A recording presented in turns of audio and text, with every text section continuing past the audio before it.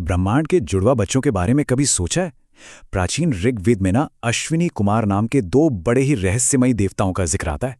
पर ये सिर्फ देवता नहीं है, ये तो एक बहुत गहरे ब्रह्मांडीय रहस्य की चाबी हैं। चलिए आज इसी प्राचीन ज्ञान की परतों को खोलते हैं और देखते हैं कि ये हमारे अपने बारे में क्या बताता है। इन पुराने ग्रंथों में उन्हें एक बहुत ही खास उपाधि दी गई है, प्रपूर्व गौ पूर्वजौ। इसका मतलब है वो जो सबसे पहले थे, सबसे पहले जन्मे। जरा सोचिए, उन्हें सिर्फ कोई देवता नहीं बल्कि सृष्टि का कह सकते हैं कि मूल सिद्धांत ही माना गया है। वो पहली चिंगारी जिससे ये पूरा का पूरा ब्रह्मांड बना। तो ये भजन उन्हें दो दिव्य चमकते हुए पक्षियों जैसा बताते हैं। और उनका काम क्या है? वे प्रकाश और अंधकार के धागों को एक साथ बुनते हैं।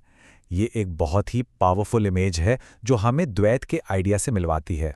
मतलब ये विचार कि हर चीज का एक उल्टा पहलू भी होता है, और यही आइडिया आज हमारी इस पूरी पड़ताल का सेंटर पॉइंट है। तो अश्विनी कुमार असल में किस चीज का प्रतीक है?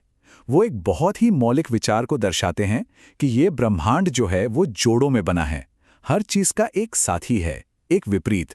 वैदिक दर्शन में एक बड़ा ही दिलचस्प विचार है ये कि सृष्टि की शुरुआत एक से नहीं होती, बल्कि उस पल से होती है जब वो एक दो में बट जाता है। यही पहला विभाजन सब कुछ बनाता है। एक तरफ विचार यानी चेतना और दूसरी तरफ वस्तु यानी पदार्थ।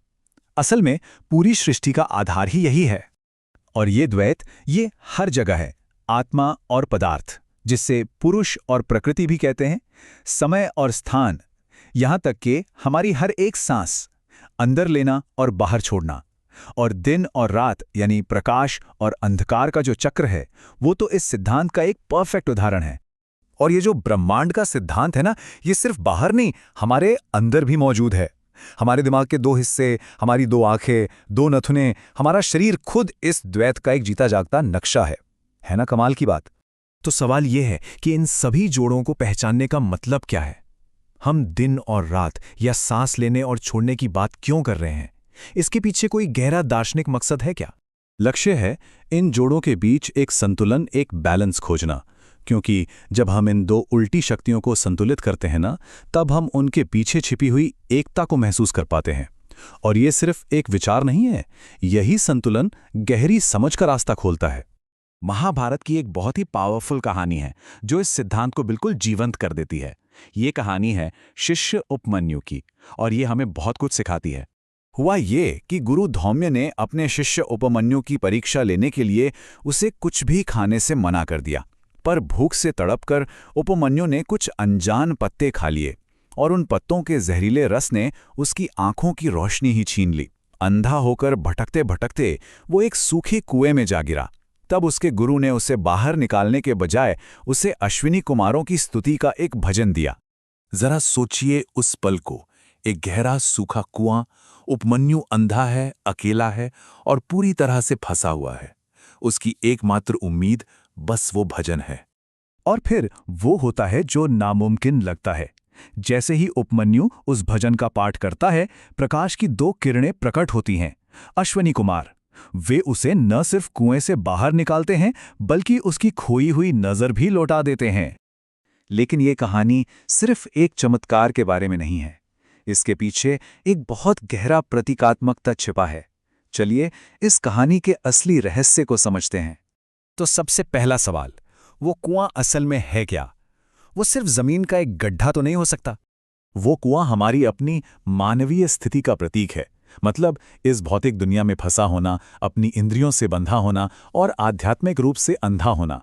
एक तरह से देखा जाए तो क्या हम सब अपने अपने कुओं में नहीं फंसे हुए हैं? तो फिर वो भजन क्या था?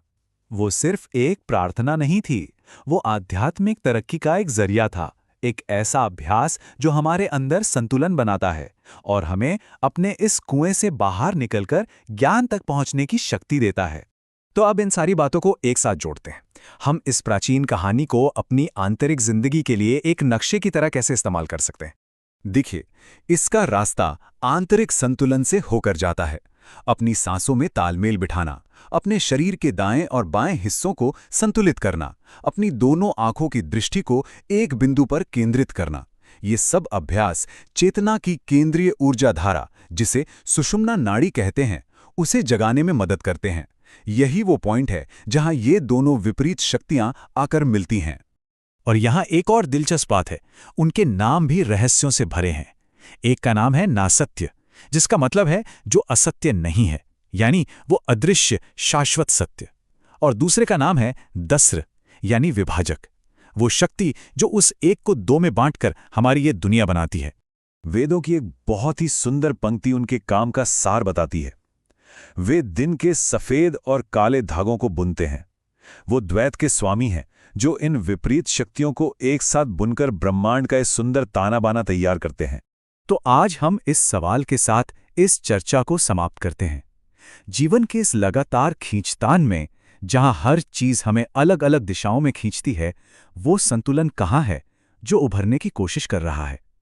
शायद इसका जवाब कहीं बाहर नहीं, बल्कि हमारे अंदर ही छिपा है।